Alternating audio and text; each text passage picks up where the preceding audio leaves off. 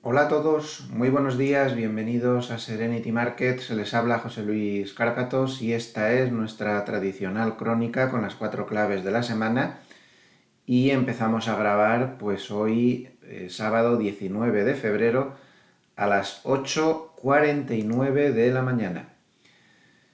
Una semana más, por aquí por casa pues bastante tensión con todo lo que ha pasado con Álvaro, con todo este bajón de la hemoglobina.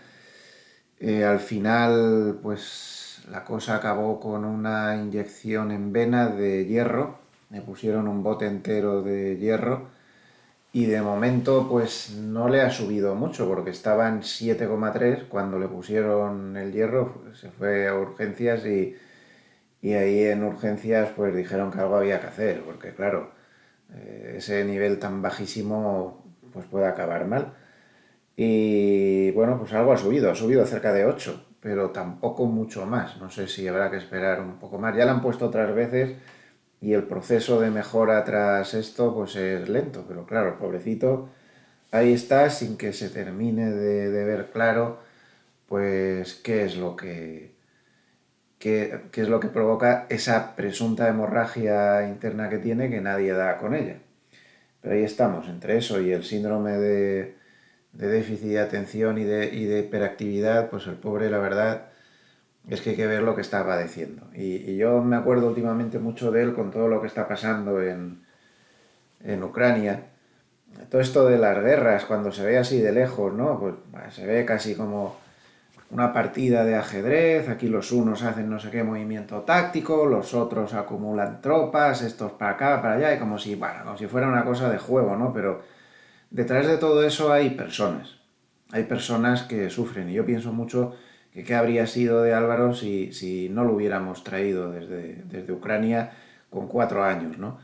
Ya lo dije el otro día, pues con la edad que tiene, que acaba de cumplir 19, pues ahora en este momento Álvaro estaría con un fusil entre las manos en la frontera con los rusos. Así de claro, ahí es donde estaría. Y te da mucha pena. Algunos amables escuchantes antiguos, de los de hace muchos años, que recuerdan cuando tuvimos en la web de serenitymarkets.com pues una ONG que se formaba con los lectores y con nosotros mismos, de ayuda a los niños en Ucrania, y recordarán que todo esto pues lo hacíamos a través de una congregación, una pequeña congregación de monjas españolas que estaban en Kiev, y había una casa allí pues que ayudaba un poco a los niños que estaban pues, en mala situación. No nos dejaban mucho más allá porque el gobierno era muy estricto, ¿no? Nada de huérfanos, los huérfanos los llevaban a los orfanatos enseguida, no permitían que estuvieran allí, pero bueno, se ayudaba a todos los que podíamos. Allí mucho caso de maltrato, mucho alcoholismo, padres alcohólicos que los dejaban por ahí, y bueno, y cosas así. Estuvimos ayudando pues muchos años. Bueno, pues algunos amables escuchantes de los antiguos me preguntaron recientemente que cómo estaba aquello con todo esto de la guerra y tal. Bueno, pues Sor Antonia, que la conocerán, llegó a escribir varias cartas en la web. Sor Antonia sigue allí, con 80 y tantos años que tiene la pobre. Esta mujer es una santa absoluta. Sigue allí, no tiene ninguna intención de salir, incluso aunque los rusos entren en Ucrania. Y pues la pobre, pues ahí está, con su labor de siempre. Están ahí apoyándose con unas monjas polacas que también estuvieron por allí. Y nada, y la pobre nos contaba pues que ve con muchísima tristeza todo lo que está pasando, que a los occidentales se nos ha olvidado, pero que realmente ellos allí están sufriendo ya una guerra desde el año 2014 que nunca ha terminado, con muchos miles de muertos en todas las regiones estas de Donbass y demás, que ahí siempre han estado los rusos en guerra con los ucranianos. Entonces, dice que para ellos, pues dentro de lo complicado que es esto, pues en cierta forma es un poco más de lo mismo, ¿no? Y bueno, y es lo que hay detrás de las guerras, el sufrimiento de las personas, pues que a mí me da mucha pena, y más esta guerra en concreto, pues que me toca muy especialmente, porque además, como los amables escuchantes antiguos recordarán, pues tuvimos que ir bastante tiempo allí, he estado bastante tiempo en Ucrania, en varias regiones, y conozco el país bastante bien, ¿no? No es que sea un país muy hospitalario con los extranjeros, precisamente, una cultura tanto diferente a la nuestra, pero bueno, pues quieran o no, pues alrededor de allí se siente esto con un poco de mucha pena, un poco bastante, mucha pena, pero bueno, es lo que hay. Y por lo demás, pues nada, pues todo el resto de la familia luchando y yo con mi nueva vida de prácticamente jubilado ya, ¿no? Que quieren que les diga, pues me voy acostumbrando y está muy bien, me da mucho tiempo para hacer las cosas que más me gustan y, y bajar el estrés varios grados, ¿eh? No un poquito, varios grados más. Eso es impepinable. Y bueno, pues viendo muchas más series de lo habitual, ahora mi ritmo de consumo de series pues es más elevado. Estoy viendo un montón y bueno, pues ya les iré contando las que más me van gustando. Y por supuesto, pues mucho fútbol. Ahora puedo ver más fútbol. Antes, pues lo que más rabia me daba era los partidos de Copa de Europa donde juegan equipos españoles, que me gusta verlos todos, me cachis en la mar. Siempre me los ponían a la hora del vídeo de cierre de Wall Street y bueno, ya saben que yo para eso soy muy profesional. Primero era el trabajo y luego las aficiones, ¿no? Y jo, es que me perdía la mitad de la Copa de Europa porque estaba ahí siempre y ahora pues no, en fin, se vive más tranquilo, se vive más tranquilo. Ese era el objetivo, ¿no? Ya está bien tantos años, ¿no? Pues yendo a, a las trincheras, pues un poquillo más de descanso. Bueno, no es que haya salido de las trincheras, porque estoy operando más que nunca, pero en fin, yo sé lo que me digo. Las trincheras del trabajo y de muchas horas, muchas horas. La verdad es que le echaba más horas que un reloj. Bueno, pues nada más, pues vámonos si les parece al mercado y vamos a empezar pues con el resumen de cómo ha quedado la semana en Wall Street.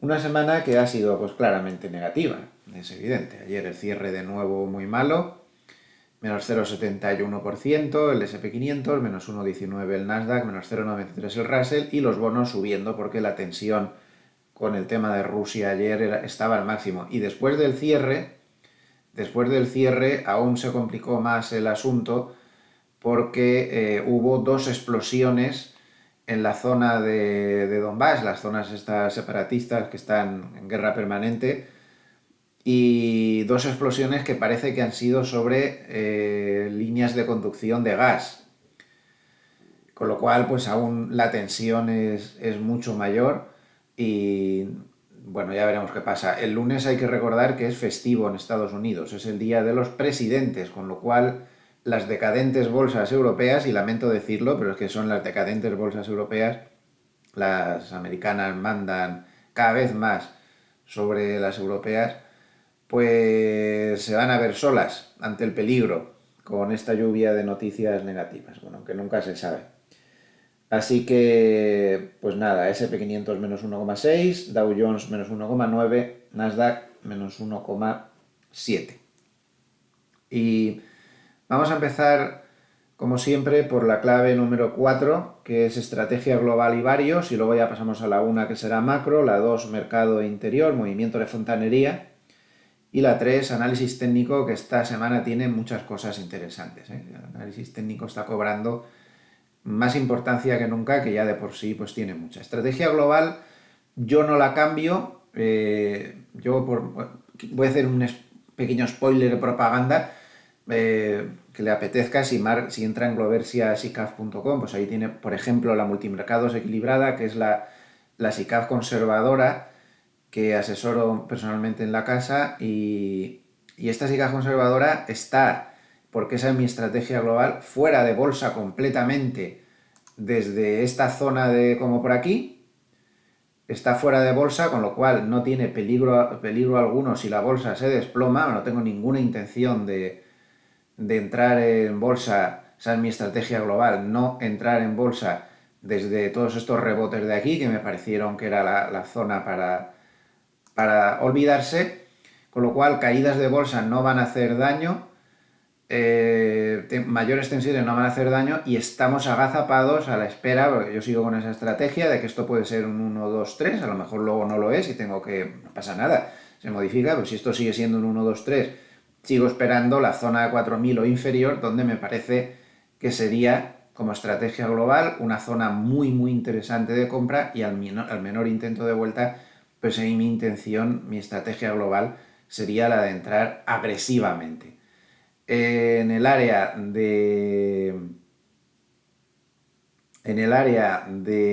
bonos, como ya les dije, mi estrategia global era escarceos en cuanto llegara el bono americano a 10 años a la zona del 2%. Ya ha llegado, está en esa zona. Me voy a adelantar una de las cosas que quería mostrarles para análisis técnico. Aquí tienen esta ficha de la web headgopia.com donde se ve, por un lado, la línea roja es la rentabilidad de los bonos americanos a 10 años. Como podemos ver, ya ha llegado a la zona de resistencia psicológica del 2%, donde tiene mucha resistencia. Ahí en el 2019-2020 hubo muchísimo movimiento, mucho, y en fechas anteriores también, lo que pasa es que no se ve aquí en el gráfico. Entonces, esa zona de resistencias es muy importante y si se fijan, los espabilados de los hedge funds que han permanecido cortos durante bastantes meses y lo han acertado. O sea, este es el gráfico con el histograma que está justo detrás en verde clarito. Voy a agrandarlo todo lo que pueda. Han estado cortos durante una larga temporada, durante muchos meses, y han acertado al final, hay que reconocerlo. Han ganado bastante porque las rentabilidades se han disparado. Ya saben que las rentabilidades van al revés de las cotizaciones, es decir, que todas estas subidas de rentabilidades son caídas de cotizaciones. Bueno, pues han acertado, han ganado bastante pasta y ahora fíjense, lo que pone aquí en titulares, que los cortos entre los grandes hedge funds se han ido a mínimos de 16 semanas. Es decir, que no soy el único que podría estar aprovechando ahí los escarceos en la zona del 2% de los bonos, cosa que también pues, estoy también haciendo en la multimercados, por ejemplo, como he comentado antes. Esta sería la estrategia para bonos. Hay que andarse con cuidado.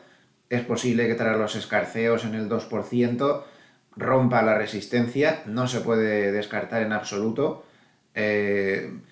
Si estallara el conflicto en Ucrania, puede ser que se vaya a la zona del 1,70 otra vez o una cosa así.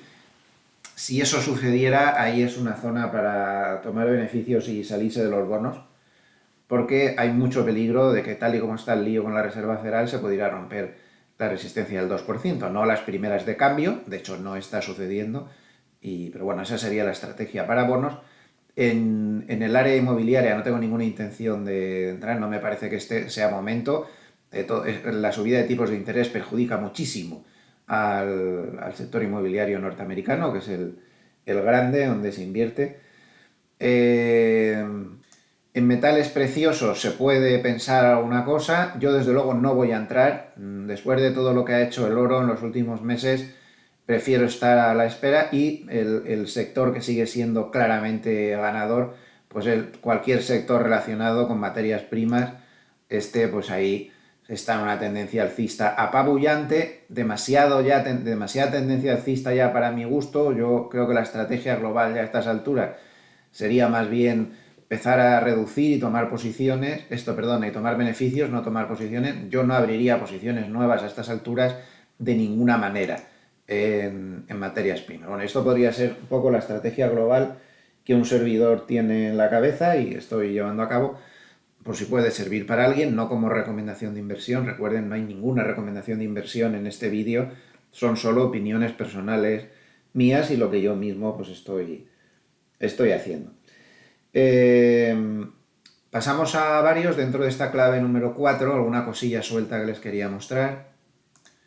Por ejemplo, esta, se está comentando mucho la evolución del ARK Innovation, ya que este es un, este es un ETF que, bueno, donde Cathie Woods, pues, ha invertido en valores prometedores, pero en valores que en muchos casos pues no ganaban dinero o estaban muy sobrevalorados. Entonces se usa este ETF pues para marcar un poco lo que era la moda antes, lo que era la moda de los Robin Hood y toda esta gente y la realidad actual. La realidad actual es de una masacre absolutamente brutal, brutal, una masacre absolutamente brutal de este tipo de valores y de este tipo de sectores. Está habiendo una auténtica carnicería en la sombra. Los índices, como están ponderados y tienen muchos valores, dan una sensación de caída. Es evidente, el SP500 está cayendo un 8% y el Nasdaq está cayendo el 12% o más. Dan sensación de caída, evidentemente, y sensación bajista, pero no la verdadera masacre que está habiendo entre bastidores y que está siendo terrible. Y fíjense la castaña que se ha dado el ARK Innovation. Lo que pasa con estas cosas, lo advertimos un montón de veces, muchísima gente. No solo yo, que soy un poco maníaco de este tipo de cosas, ya me conocen, soy bastante conservador y ese tipo de cosas nunca me han atraído a nada, pero muchos otros analistas, mucho mejores que yo, llevaban mucho tiempo advirtiendo sobre los excesos de los valores en los que estaba invirtiendo este ETF.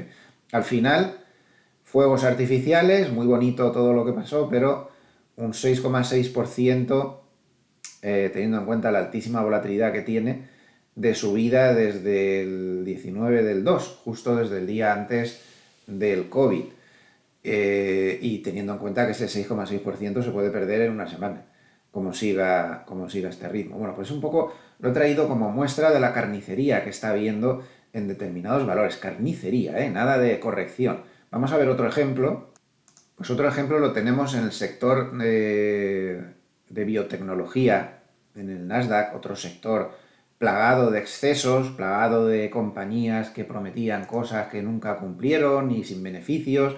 Y aquí pues ha sido otro sector donde están literalmente masacrando. Bueno, a simple vista se ve todo lo que ha caído, una barbaridad, también está ya prácticamente a niveles pre-COVID, ha perdido todo lo que se ganó después y sobre todo lo que llama la atención este es un gráfico de Sentiment Trader, donde se ve el número de valores alcistas dentro del índice, apenas supera el 10%. O sea que es una carnicería global de todo el índice con prácticamente el 90% de los componentes cayendo, además aquí no lo pone, pero se lo digo yo, un promedio de más del 60% de caída está habiendo en este sector. En suma, el mercado está haciendo una limpieza a fondo de porquerías, sueños, utopías, chorradas y demás historias que habían gozado pues de un fervor popular durante mucho tiempo gracias a la lluvia de liquidez, a los manguerazos de liquidez de la Reserva Federal que han causado que los sapos se convirtieran temporalmente en príncipes, pero al final pues se ha vuelto a ver que no eran príncipes sino que eran sapos y eran muy feos, porque anda que no son feos los sapos ni nada. Yo cada vez que he visto uno me he asustado, los pobres.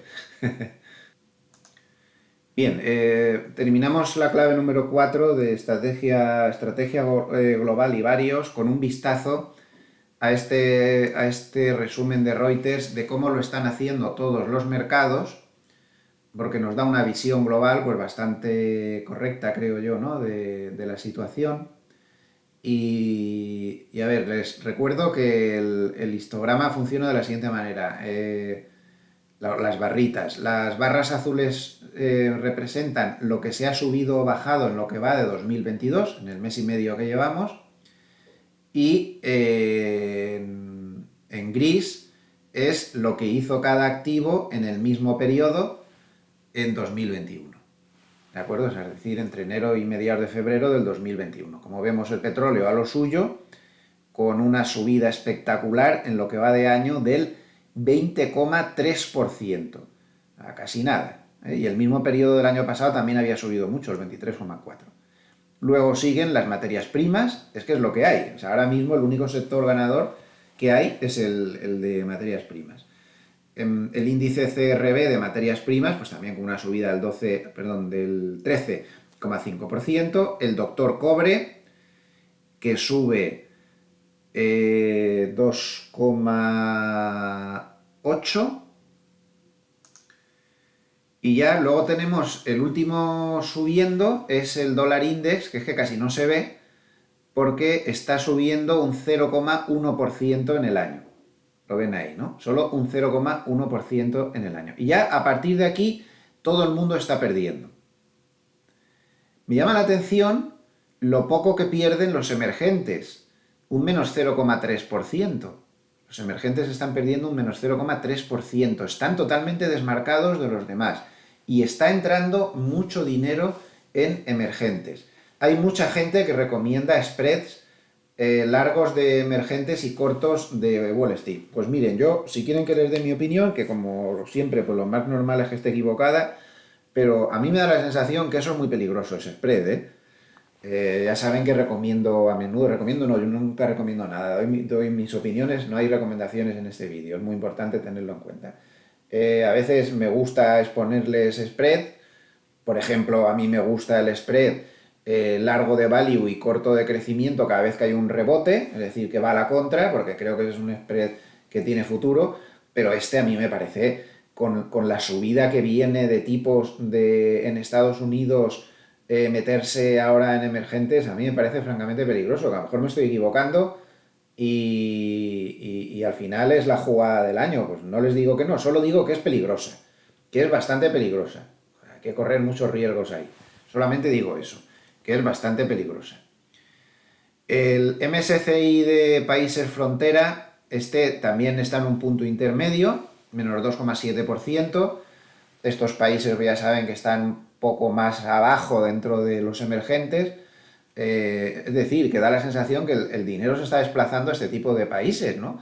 Los fronteras no dejan de ser emergentes un poco más flojos que los propiamente dichos emergentes. La bolsa china, que está bajando menos que las demás, menos 3,4, pero claro, es que la bolsa china lleva una castaña en los últimos meses del año pasado impresionante, ¿no? Y además, en la bolsa china se está dando el fenómeno de que ahí su banco central va a la contra, y su banco central sí que parece que está intentando ayudar a la economía.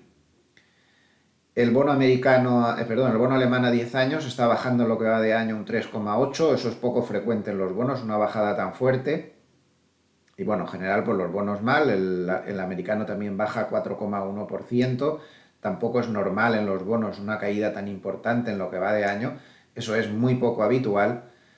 Y bien, pues ahí tienen algunos activos más, entre ellos pues podríamos destacar el Nikkei de Japón, con caídas en lo que va de año el 5,8%. Este es el Stoxx 600, me parece, europeo, con 5,9%. El MSCI de bolsas mundiales está cayendo el 6,8% en el año.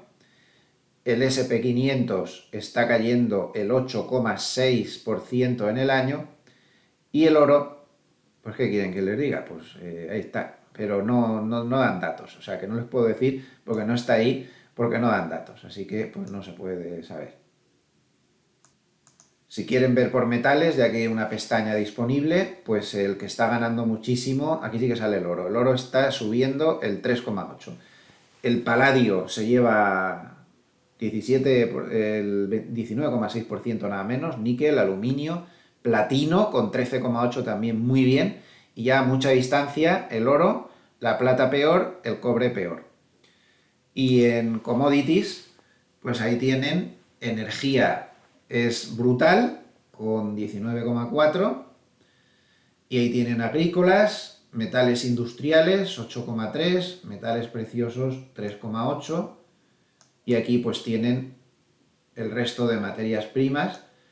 Llama la atención que solo está bajando el azúcar. El azúcar tiene problemas, con menos 6,7, pero miren todos los demás.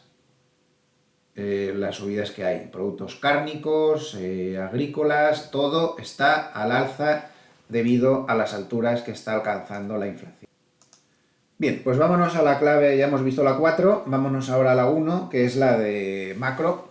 La semana viene cargadísima otra vez en esta clave, perdón, en esta clave número 4 de macroeconomía. Ni qué decir tiene, que como todos bien saben, la clave más importante de la semana pues, ha sido la posibilidad de guerra en Ucrania. Los mercados se han movido dando bandazos en función de las noticias que iban saliendo. Cada vez que las cosas empeoraban, pues teníamos una fuerte bajada.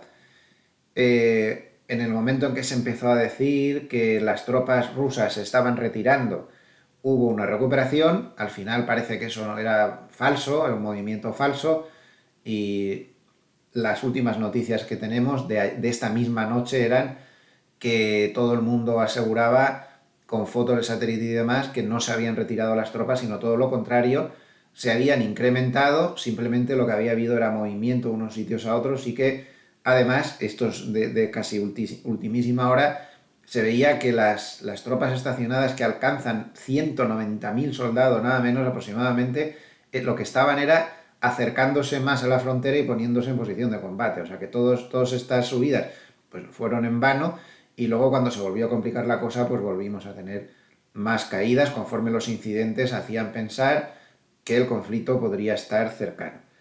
Bueno, yo no voy a hacer un análisis aquí porque no soy analista militar, y esto además está en la prensa generalista donde hay abundante información al respecto. Lo único que digo, resumiendo mucho, es que tiene toda la pinta de que los rusos están provocando incidentes, no sé si es así, es lo que dicen los medios, de que están provocando incidentes en las regiones separatistas que siempre han estado en guerra, para tener una excusa para poder entrar. Eso es lo que tiene toda la pinta, no sé, salvo que el gobierno ucraniano pues esté aprovechando la coyuntura para ganar posiciones en esa zona, lo cual pues sería realmente de kamikazes. Pero yo qué sé, no lo sé, no lo sé. El único hecho es que está pasando lo que muchos analistas militares predijeron. Va a haber conflictos que se echarán la culpa unos a otros en las regiones separatistas para darle la excusa a Rusia para entrar. Y de momento lo normal es que si se produce el conflicto, que entren en esas zonas separatistas que ya de por sí pues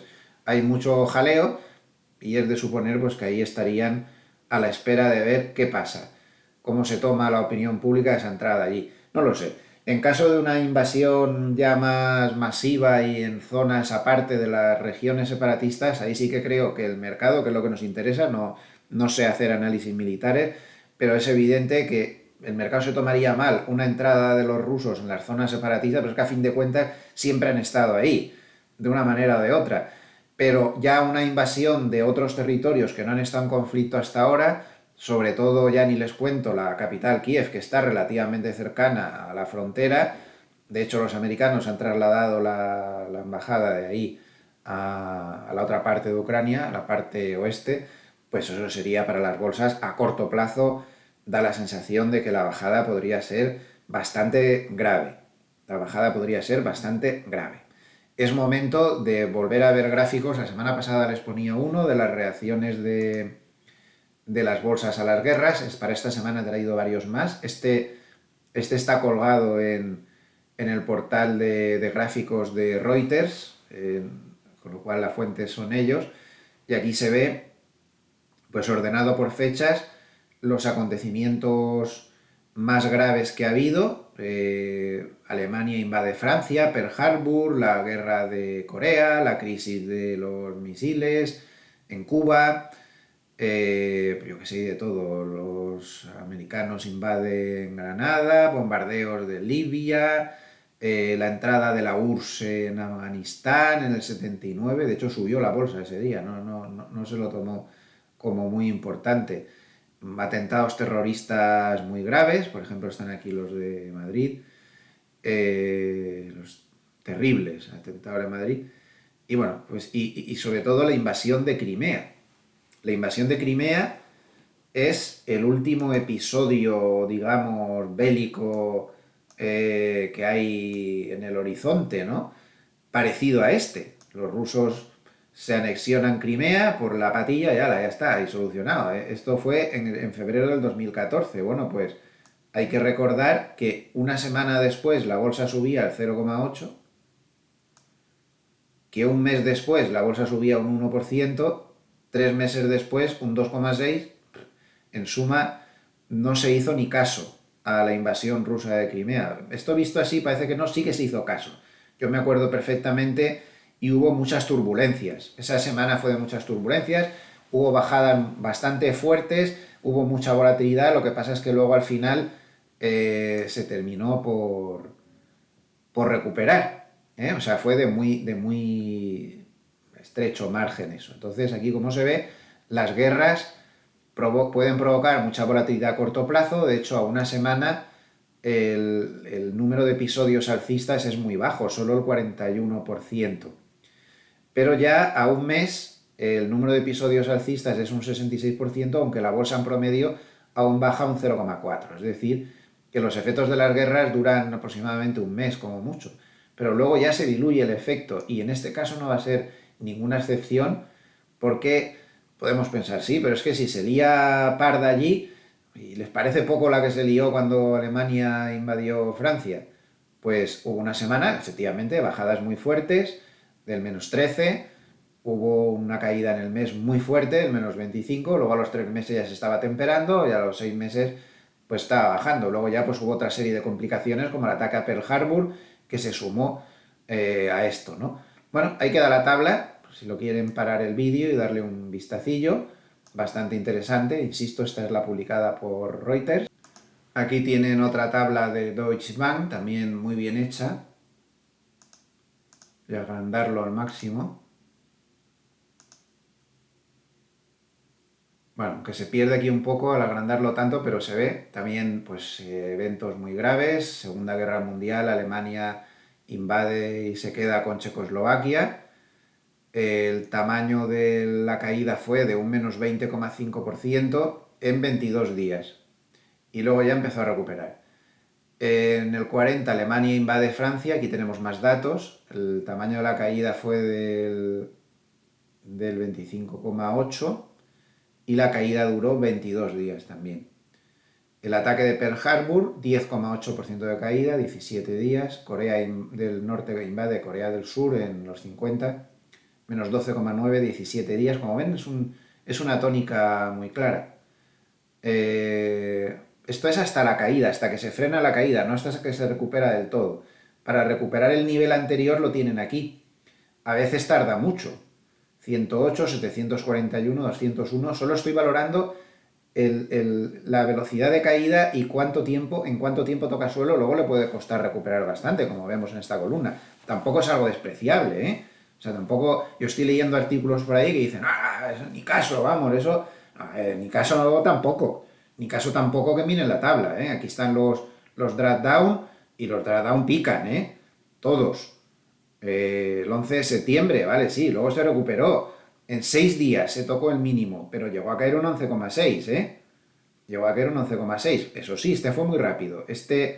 El mínimo se tocó en 6 días y se recuperó el nivel anterior, o sea, se recuperó el 11,6% de caída en 15 días. Eso es así. La guerra de Irak, 7 días se tocó el mínimo -5. Bueno, pues aquí lo tienen todo un poco. Lo que nos dice en esencia esta tabla es que este ataque si Rusia entra en Ucrania, que duda cabe, es un incidente gravísimo, seguramente el más grave en Europa desde la Segunda Guerra Mundial, así de claro. Puede provocar, y yo creo que lo va a hacer, una caída muy dura, que va a durar poco, que va a durar pocos días, y que seguramente luego se recuperará relativamente rápido, pero ese promedio se ve a simple vista de que 15, 20 días de sufrimiento los va a traer y la caída puede ser potente. Esto refuerza un poco la estrategia que les proponía o que me parece a mí que puede ser la correcta en la clave número 4, ¿no? Si este incidente desgraciadamente pase, que ojalá no pase, pero ya ven cómo están las cosas, pues hay que trabajar con estas cosas, ¿no? Con los precedentes históricos. Al final los promedios están en esta tabla de Ryan Detrick, los promedios son, este da un promedio, unos 4,6, pasa que en los incidentes más graves la caída fue mucho mayor, 19,7 días en promedio de caída hasta que se toca el suelo tras el incidente, 43 días de recuperación hasta que se recupera el nivel anterior. Esto es con lo que quiero yo trabajar. No somos analistas bélicos, no tenemos ni idea de lo que va a pasar ahí, pero sí sabemos cómo suele reaccionar el mercado, que es con una caída muy profunda y luego da una oportunidad de compra normalmente en menos de un mes. Por eso yo creo que la estrategia correcta es estar agazapado esperando la oportunidad, si se da, para entrar fuertes de abajo porque hay demasiados problemas por ahí dando vueltas. Pero este es el análisis económico de un triste suceso como este, como sería una guerra, que es muy repudiable todo y ojalá no suceda porque los que sufren son las personas. Pero dentro de lo terrible que es esto, tenemos que saber qué puede pasar en los mercados y la única forma pues es ver esto en función de lo que ha pasado anteriormente. Lo que tiene que pasar es que no haya ninguna guerra y que no tengamos que recurrir a estas tablas en mucho tiempo. Pero desgraciadamente el ser humano tiene esa parte que nunca cambia, que no es precisamente la parte buena, ¿eh? Es que es terrible, por más años que pasen y por más modernos que nos hacemos, ahí seguimos RQR con estas cosas. Pero bueno, así es la vida. Evidentemente, tampoco podemos olvidar que todo esto de la guerra o de los posibles incidentes en Ucrania, que ojalá no lleguen a mayores y no haya que seguir dándole vueltas, el mercado ya de por sí está muy tocado del ala por las tensiones con la Reserva Federal, con la inflación y demás. En este tema no ha habido demasiados cambios en la semana, hemos tenido datos macro que han apuntado a una inflación tensa, no hay ni un solo dato macro que muestre que la inflación está cediendo, todos los datos macroeconómicos lo que muestran es que la inflación está empeorando, eso es un hecho incuestionable y es lo que hay. Y evidentemente la Reserva Federal pues va a tener que actuar.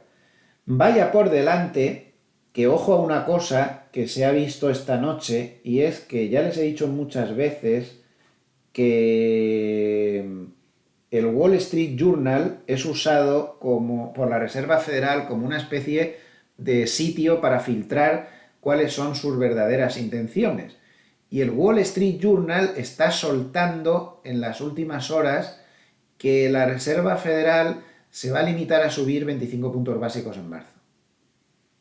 Ojo, porque hasta ahora, en los últimos tiempos, desde que estamos en esta fase un poco más crítica, no han fallado ni una sola de estas filtraciones. Ni una sola. Pero ni una sola.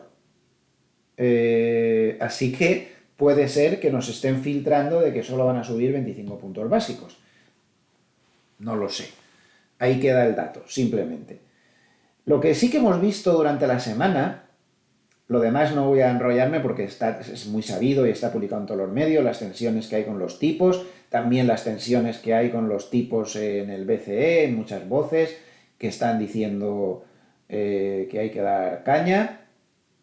Y evidentemente el único que se salva de todos los bancos centrales agresivos, que son todos, es el chino, que este va al revés y durante la semana ha vuelto a dar muestras, como ya hemos comentado antes, de que pueden estar, no sé cómo decirlo, como preparándose para medidas de apoyo a la economía y que van a sentar muy bien al mercado. Esto es importante que lo tengamos en cuenta. Pero como decía, lo que sí que ha sido una novedad, bueno, también, por último, Goldman se ha subido al carro de los que pronostican 7 subidas, que hasta ahora no lo había hecho. Ya esta semana, hace 2 días, ya se subió al carro y dijo que pasaban de 4 o 5 subidas en el año a 7 subidas, ¿no? Pero como decía, lo importante no es eso, lo importante es una cosa que ha pasado esta semana que me ha llamado muy poderosamente la atención a este respecto. Y fueron las declaraciones de Zoltán Pozsar, que es un analista que tiene mucha fama de Credit Suisse y que suele caracterizarse por ser bastante más atrevido que sus colegas, que son más políticamente correctos. Y muchos dicen Estas declaraciones que les voy a explicar ahora han tenido muchísima repercusión y muchos dicen, entre bastidores, que realmente muchos otros analistas importantes y bancos de inversión piensan exactamente esto, pero no se atreven a decirlo. Entonces, estas declaraciones ya digo que han tenido mucha importancia. Zoltán lo que ha soltado es lo siguiente. La Reserva Federal está completamente atrapada. Si da caña contra la inflación, cosa imprescindible porque se le ha ido de las manos por completo y la situación es muy grave, no puede ser que Estados Unidos tenga más inflación que México, que no deja de ser un país pues económicamente menos desarrollado. Pero claro, a fin de cuentas México tiene una inflación del 7, pero tiene el 5,5% de tipos de interés, con lo cual está todo más o menos equilibrado. Pero no puede ser que Estados Unidos tenga más inflación que México con los tipos a cero. Eso es una situación catastrófica económicamente hablando y que la Reserva Federal tiene que atajar. Entonces Zoltán lo que dice es, están atrapados, ¿no? Si hacen lo que tienen que hacer contra la inflación, se van a cargar el crecimiento, pero a una velocidad tremenda. Eso es lo que descuentan los bonos con sus inversiones de las curvas de tipos. En algunas partes de las curvas de tipos ya ha habido inversiones, no en todas, pero las curvas siguen aplanadísimas. Y en esta tabla vemos que cuando estas cosas pasan siempre hay recesión. Que tienen la fecha de la recesión, la fecha de la primera inversión de curvas, el plazo en meses que pasó, un año y poco y unos meses, y tal, lo tienen todo aquí, se lo quieren parar y lo quieren ver. Como las inversiones de las curvas de tipos siempre están acertando con las recesiones que vienen a continuación, aunque ahora de momento lo que tenemos es solamente el fuerte, muy fuerte aplanamiento. La Reserva Federal es consciente de esto, los bonos se lo están diciendo. Va a subir tipos, atención, va a subir tipos por primera vez en la historia, y la historia de la Reserva Federal es muy larga, por primera vez en la historia, la Reserva Federal seguramente, salvo que cambie mucho la situación de las bolsas de aquí a un mes, donde van a tomar la decisión, la Reserva Federal va a iniciar un ciclo de subida de tipos por primera vez en la historia con Dow Jones, SP500, Nasdaq y Russell por debajo de su media de 200. Es decir, con todos los índices bajistas. Esto no se había visto nunca antes en la historia. Es para poner un poco los pelos de punta, ¿eh? Y para olvidarnos de las tablas comparativas de cómo ha reaccionado la bolsa al inicio de otros ciclos de subidas de tipos, que ya lo hemos analizado muchas veces en este vídeo, porque esta vez tiene un factor diferencial, que es que nunca había estado ya per se la bolsa tan inquieta como está ahora, antes de la subida de tipos. Bueno, pues entonces lo que dice este analista de Credit Suisse es, bueno, pues si la Reserva Federal sabe que la va a liar parda, que se va a cargar el crecimiento, que está atrapada completamente, una medida desesperada, a lo mejor más efectiva que la subida masiva de tipos, sería deflactar los mercados, que son una parte importantísima de la brutal inflación que estamos teniendo. Es decir, que la Reserva Federal, en lugar de colocar un put, como siempre ha hecho para el mercado, es decir, esa expresión siempre se refiere a que da un put gratis, es decir, una opción de venta gratuita que sirve como cobertura. Para cubrirse de una posible caída se puede comprar un put, una opción de venta, y con eso te cubres. Entonces Zoltán dice, lo que debería ofrecer la Reserva Federal es, en lugar de un put gratis, al revés, vender a los mercados, que va a pegar un hachazo que los va a machacar, o sea, algo así, lo que dice. Es decir, provocar volatilidad y provocar que se desplome de una manera, o sea, una especie de voladura controlada de la bolsa, de los bonos y de todo lo que está por ahí superinflado, para que ese desplome cause, eso tendría una serie de consecuencias en cadena, el consumidor se asustaría,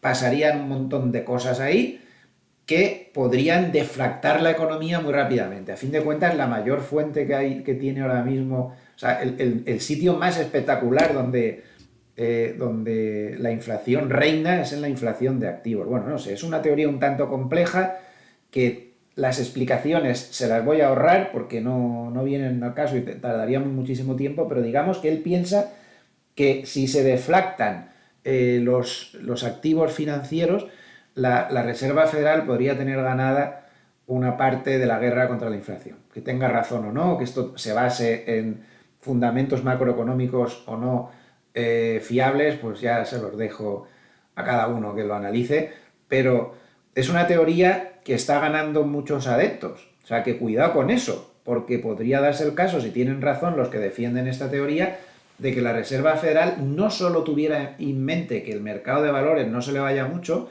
sino que podría hacer lo contrario, provocar que caiga de una manera controlada para que vuelva a aparecer el put de la Reserva Federal pues en la zona 3.700, 3.800 o por ahí, como están diciendo la mayoría de bancos de inversión.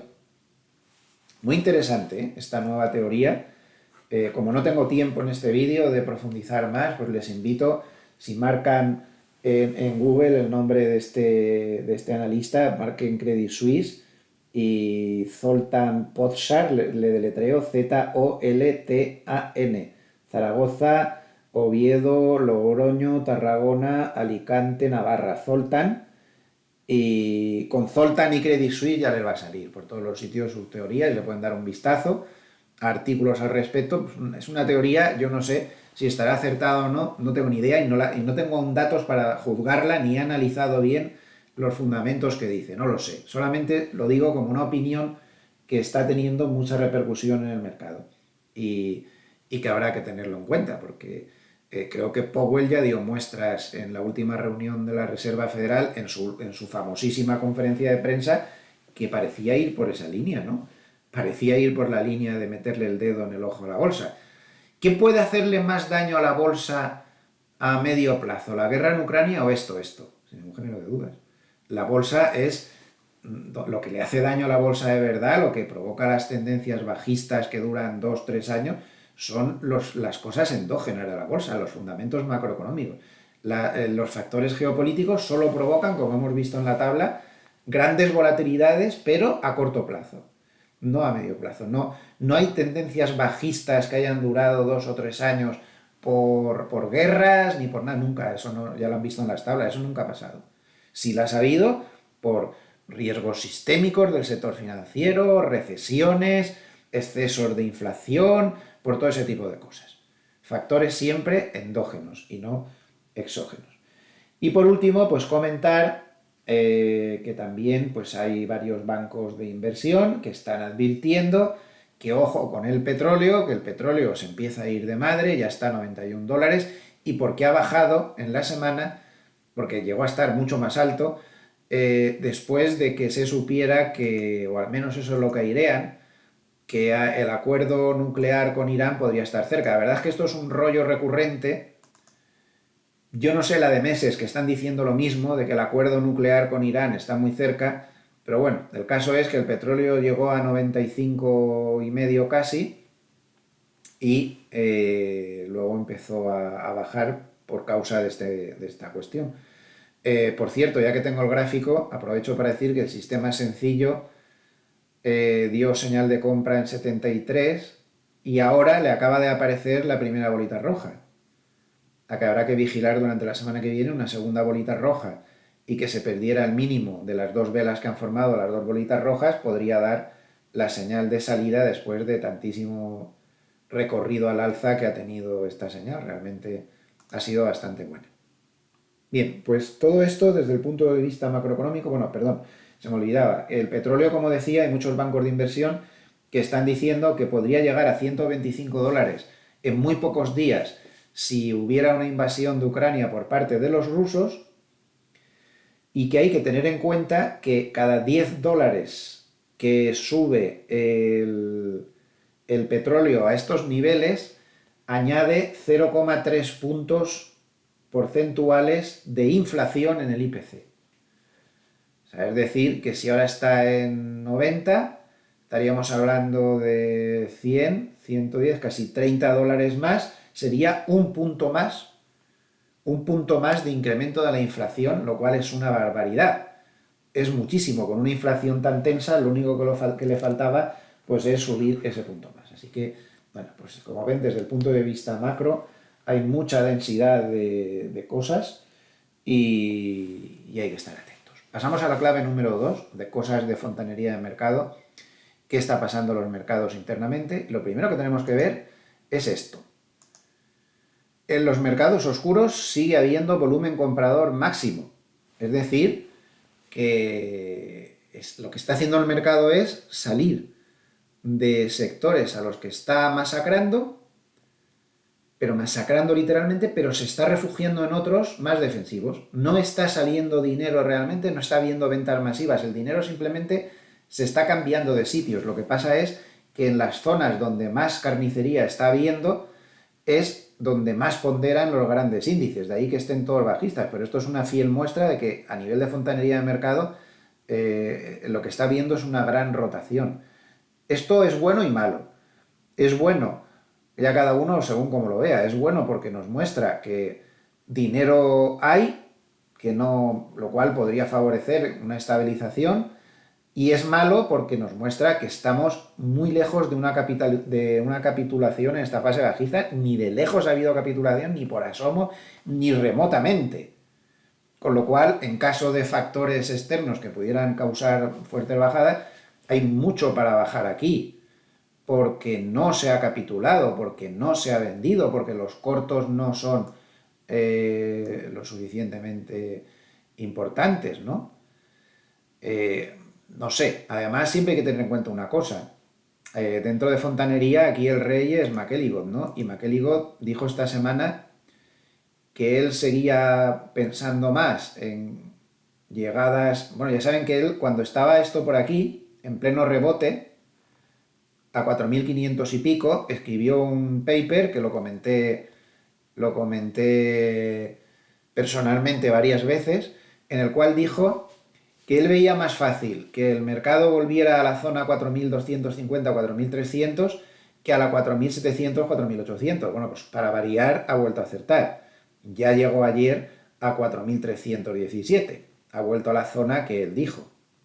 Y esta semana ha vuelto a insistir en que el problema que tiene el mercado si volviera a la zona 4.700 4.800, por la razón que fuera, es que de ahí no va a pasar, porque él defiende la teoría, y yo creo que con muchísima razón, de que para la Reserva Federal el que esto llegara a 4.700 sería una especie de regalito de Navidad, porque si no quieren asustar a los mercados, es decir, si Zoltan está equivocado y no quieren asustar a los mercados, un mercado a estas alturas permite a la Reserva Federal extremar la agresividad muchísimo más, y según McElligott esto provocaría que se volviera a perder todo lo ganado. Yo no lo veo claro. Yo, ¿qué quieren que les diga? No lo veo claro. Entonces, bueno, pues los mercados oscuros nos recuerdan eso, que aquí ha habido mucha rotación, pero que no se está yendo dinero, que cada uno se lo puede tomar de la manera que quiera. Desde luego, con este volumen comprador tan alto, no se puede descartar grandes rebotes, por poco que todos los problemas macroeconómicos y geopolíticos que ir rondando por ahí a corto plazo se pusieran de cara, ¿no? Suponiendo, yo que sé, imaginen que la semana que viene, por lo que sea, pues hay un acuerdo pacífico a la crisis de Ucrania, rebote puede ser muy importante con todo este apoyo que sigue teniendo el mercado. De hecho, es que aquí estamos viendo lo que está marcando esto es proceso de acumulación y divergencia alcista permanente, un poco rara, pero es lo que está dando y hay que analizar las cosas como son. Otra cuestión que ha tenido mucho predicamento esta semana dentro del mercado interno es que los particulares se supone que están bajistas. Yo ya saben que hace tiempo que les estoy advirtiendo de que esta encuesta de la Asociación Americana de Inversores Individuales no es fiable. Llevo como más de un año advirtiéndolo.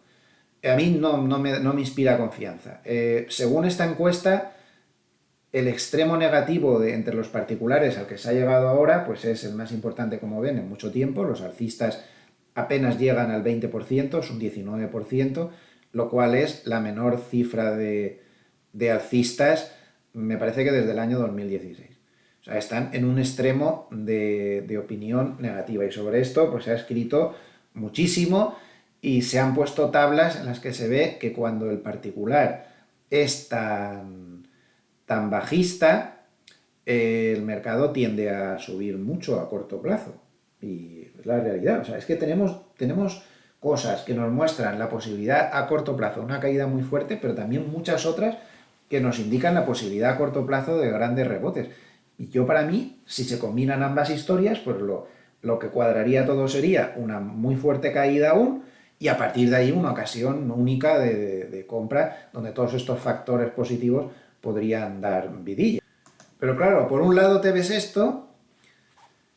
Yo siempre he pensado que es que esta encuesta de la Asociación Americana de Inversores Individuales no está reflejando el pensamiento correcto de los particulares, que es verdad que ya no están tan positivos, pero no tan negativos como pone ahí, porque como han dicho muchos analistas norteamericanos, me da la sensación que los que contestan a esa encuesta son los particulares padres de los particulares que, mientras ellos son pesimistas, son Robin Hood, son más jóvenes y están comprando. Eso lo dicen muchos analistas en Estados Unidos. Pero bueno, no lo sé. El caso es que, por otro lado, si nos vamos al paper semanal que publica Bank of America de lo que están haciendo sus propios clientes, pues como vemos, en la semana pasada, en la cual el SP500 bajó el 1,8%, algo parecido a lo de esta semana, todos los grupos de clientes, excepto los hedge funds, fueron compradores netos. Eso es lo que nos están dando los mercados oscuros, y aquí también se cumple, pero aquí no se ve unos particulares aterrorizados, ni mucho menos. Es más, las recompras de acciones propias, que suele ser el único comprador habitual, se han disminuido. Se han disminuido. Pero los particulares han estado comprando, están comprando en la caída.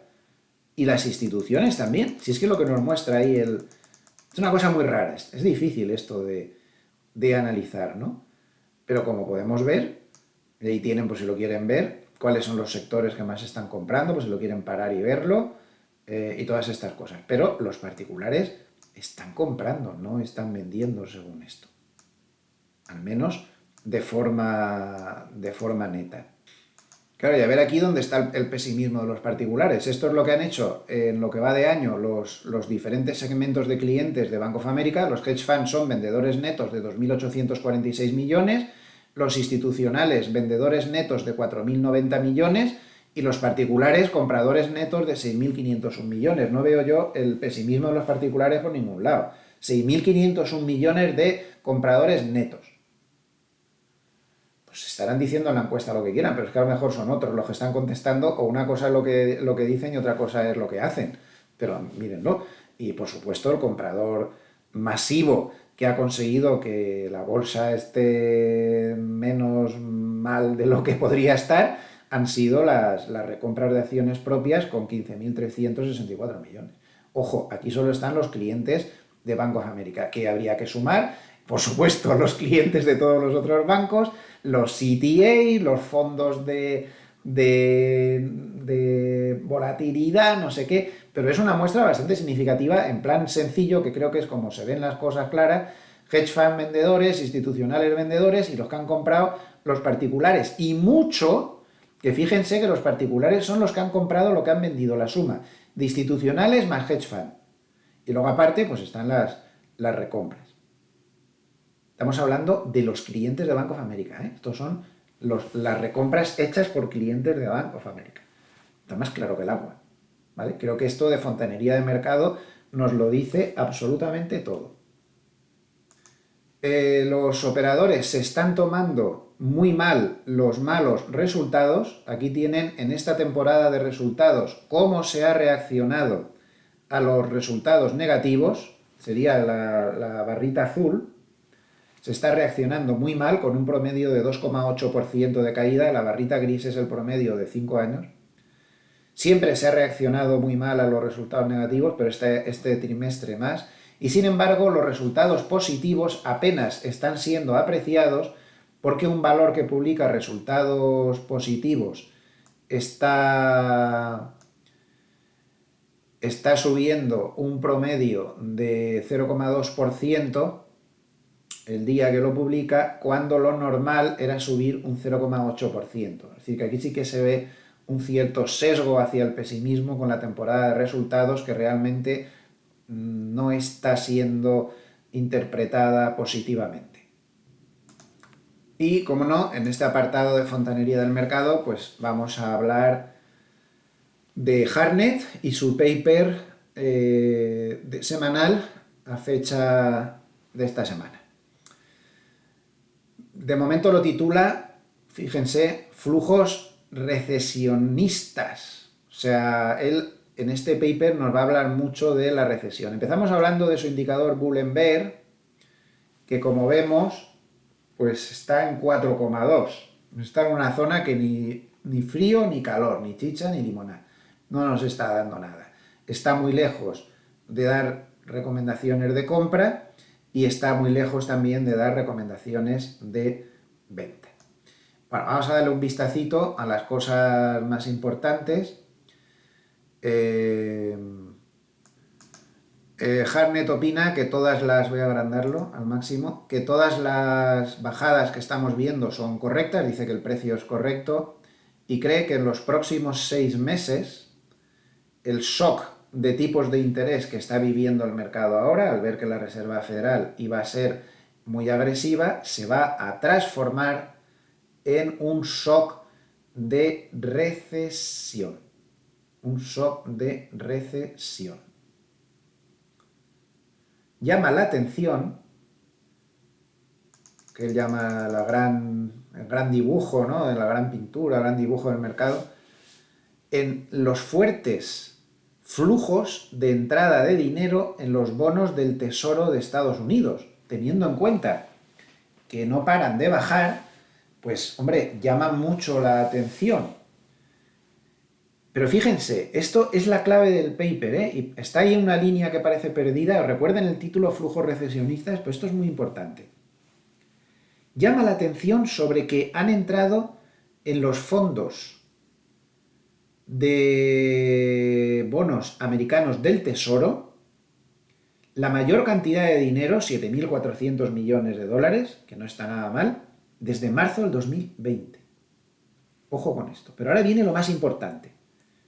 Cuando se han dado salidas en los TIPS.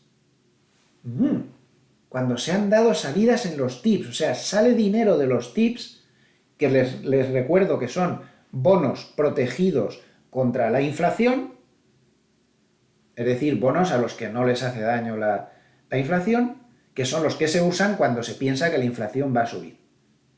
Claro, Hartnett es muy listo y llama la atención sobre este movimiento un tanto escondido.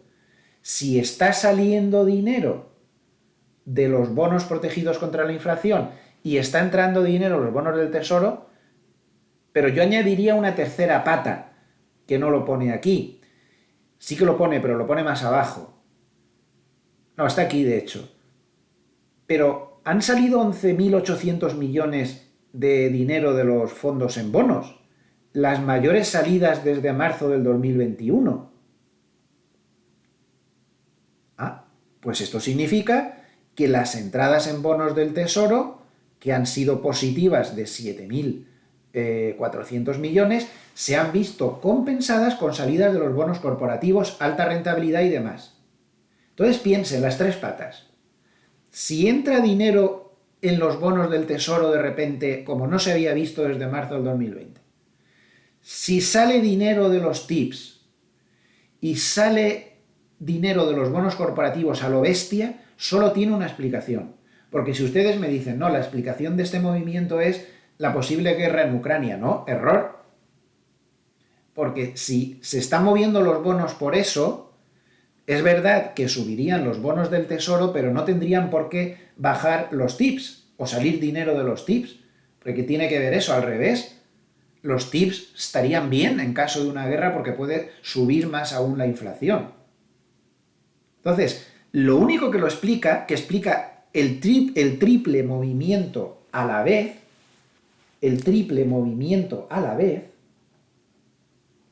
es lo que él dice, que en realidad el mercado de bonos, que lo anticipa todo, pues igual que las bolsas, ¿no? Con mucha anticipación, está preparándose para un shock recesionista, en el cual los tipos de interés dejarían de subir.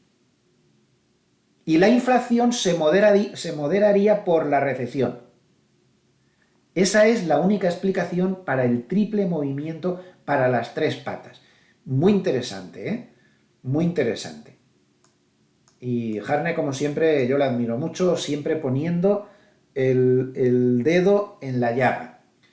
Al final, 2.200 millones de dólares de entradas en bolsa, pero no se equivoquen, ese dinero está todo en los emergentes, ya lo hemos dicho antes, que está entrando mucho dinero en emergentes. En Wall Street y en Europa no ha entrado nada. 400 millones de entradas en oro y es la sexta semana consecutiva entrando dinero en oro, los bonos ya lo hemos explicado, y ojo a este movimiento muy importante de 79.400 millones de dólares de salidas de cash. Eso es muy importante, ¿eh? Y ahora aquí analiza un poco más. La mayor entrada de dinero en bonos del Tesoro desde marzo del 2020. La mayor salida en 4 semanas de los bonos protegidos contra la inflación desde abril del 2020. Combinando la salida desde los bonos corporativos de grado de inversión, que sería IG, de los bonos de alta rentabilidad, que es HI, y de los bonos emergentes, tendríamos la mayor salida de deuda desde abril del 2020. Que han entrado, parte de ello, en bonos del Tesoro. Esto es muy importante, este movimiento es muy importante, ¿eh? Y confirma, creo yo, lo que él está diciendo de que ojo con eso. Luego, respecto a eso de que los particulares están tan negativos, es que miren el porcentaje de bolsa que tienen los clientes particulares en su cartera de Bank of America, 64,5%. El máximo histórico está en 65%. Y lo dice aquí, 11 semanas consecutivas de compras de valores de sus clientes particulares. La encuesta esa de la Asociación Americana de Inversores Individuales necesita ir al taller urgentemente, porque no coincide por ningún sitio. Les voy a poner otro ejemplo. Esta es la página de IG Markets. 64% de los clientes operan a largo en este mercado, que es el CFD que ellos llaman Wall Street, que es una especie de réplica del Dow Jones. 64% de los clientes, que son particulares, evidentemente, están largos en este mercado. Ustedes mismos. Bueno, sigamos. El Bull and Bear 4,2, plano respecto a la semana pasada. Aquí se ve la espectacular entrada de dinero en los bonos del Tesoro. En este gráfico se ve en perspectiva. No se había visto nada desde después de... nada parecido desde después del crash. Aquí hay más gráficos, por si les puede interesar alguno. Y esta semana está parco en palabras, ya no dice más. Bueno, ya no hace más comentarios, pero yo creo que con esos comentarios nos ha situado muy bien. Por supuesto, aunque no lo diga, cuando no dice nada es que sigue con sus posiciones habituales de que piensa que va a bajar bolsa, que va a bajar bonos, en fin, ese tipo de cosas, materias primas, ese tipo de recomendaciones que él siempre hace. Bueno, vamos a pasar a la clave número 3 y la última del día, que sería la técnica, donde hay muchas cosas interesantes para ver. Primera cosa interesante para ver. Fíjense este gráfico que salía ayer mucho por internet, que me disculpe su autor, pero no, es que normalmente te pone aquí la fuente y cuando no la pone pues se me olvida. Pero bueno, es un gráfico muy ilustrativo que demuestra cómo el SP500 en realidad con lo que está luchando es con su media de un año.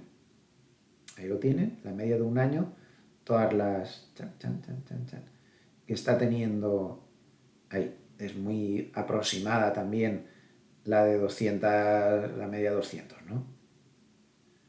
Pero esto es lo más importante, porque eso ya lo sabíamos, que está ahí luchando con la media 200, aunque aquí la pone como media de un año, pues ya lo sabemos, ¿no? Se ve muy claro la lucha que lleva. Esto es la moda en el análisis técnico de esta semana. Gente que está diciendo que el SP500 está formando un hombro-cabeza-hombro.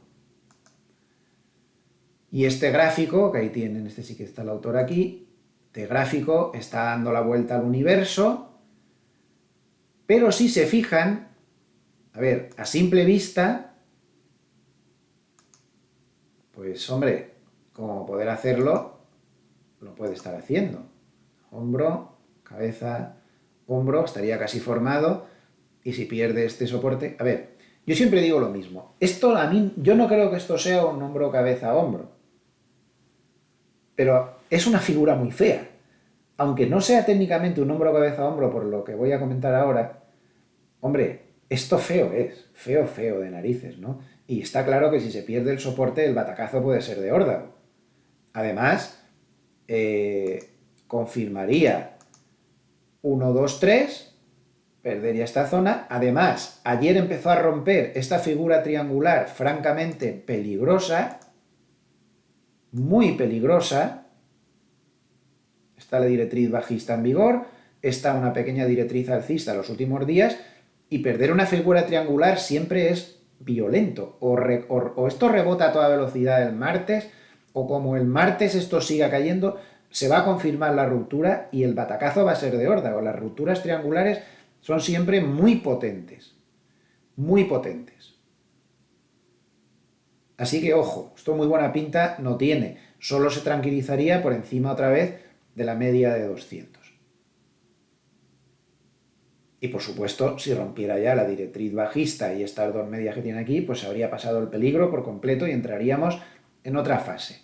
No sé en cuál, pero en otra fase, quizá en una fase lateral. Pero de momento los peligros son muy fuertes por debajo de esa figura. Aunque yo no creo que sea un hombro, cabeza, hombro, ¿saben por qué? Porque como el autor de este gráfico dijo, no cuadra el volumen. Es que siempre nos olvidamos que el hombro, cabeza, hombro correcto no solo es formar esta figura, sino que tiene que acompañar el volumen.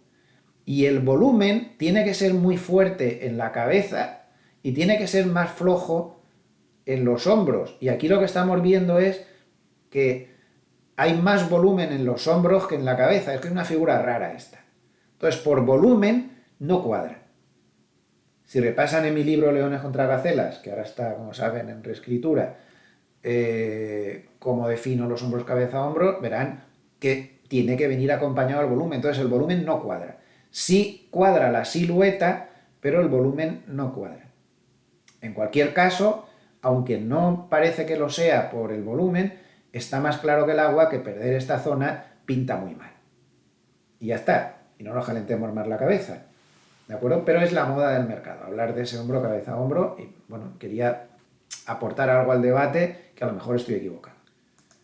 Más cosas de análisis técnico. El doctor Cobre no sale del lateral.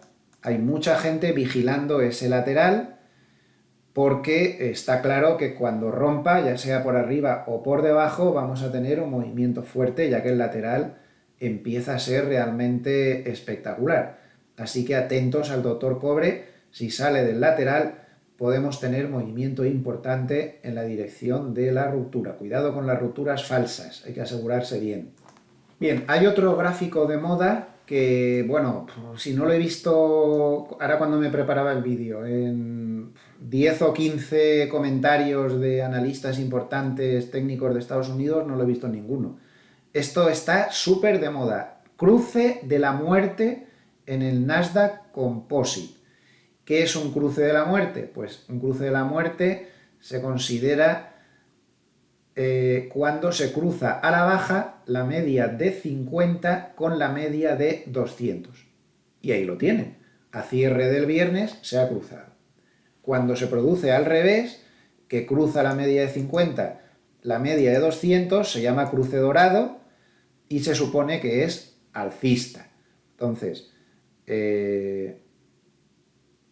a ver, la media de 50 es esta que va más rápida. Como ven, la última vez que se dio el cruce dorado, pues fue en junio del 2020 y hasta la fecha no se había producido el cruce a la baja. Estas cosas hay que tomárselas con prudencia porque, como pueden ver, por ejemplo, el último cruce de la muerte que hubo en abril del 2020, al que se le hubiera ocurrido ponerse corto por esta figura, se la había comido porque de hecho se empezó a dar la vuelta. Entonces, este tipo de figuras son muy mediáticas, aparecen mucho en todos los sitios, pero hay que moverse con una cierta prudencia. Aquí sí, aquí cuando cruzó en el penúltimo cruce de la muerte que hubo, en noviembre del 2018, ahí sí que tuvo un tramo de caída aún importante. Hay que moverse con esto con cuidado, el mercado es muy asimétrico en las bajadas respecto a las caídas. Los cruces dorados pueden ser, es decir, cuando va hacia arriba, pueden ser una referencia técnica bastante mejor que los cruces de la muerte, donde el mercado va con mucha volatilidad y se mueve mucho más rápido. Pero bueno, como sé que esto lo van a ver en todos los sitios, porque esto se está publicando ya por todos los sitios, pues quería aportarles mi punto de vista, ¿no? Que es que se está produciendo este evento técnico, pero que no es tampoco una cosa como, en fin, sería más importante un cruce dorado. Cruce dorado, las tendencias alcistas aguantan mucho, meses, a veces años, y son más fiables. En cualquier caso, Nasdaq Composite también tiene muy mala pinta, se ha comido la media de 200, lleva dos intentos de aproximación a la media de 200 y no ha podido con ella, y la pérdida de esta pequeña directriz que tiene aquí pues pinta muy mal. El sistema sencillo dio dos bolitas verdes, pero nunca llegó a romper el máximo, además estábamos contra tendencia con la media de 200 muy cerca, y de momento mantiene la posición bajista sin ninguna novedad que está en vigor desde que aquí la confirmó en 15.510. Lleva 2.000 puntos ahora mismo. Si se fijan, las dos veces en que hubo bolitas verdes, verde-verde, nunca se llegó a romper el máximo de las dos primeras bolitas verdes. Aquí ya cambió a rojo, con lo cual anuló el conteo. Aquí volvió a dar verde-verde y nunca rompió el máximo, y entonces cayó. Entonces, yo ya me disculpan porque este es un sistema que sé que es demasiado sencillo y un poco burdo y un poco torpe, pero para darnos idea de las grandes tendencias va muy bien.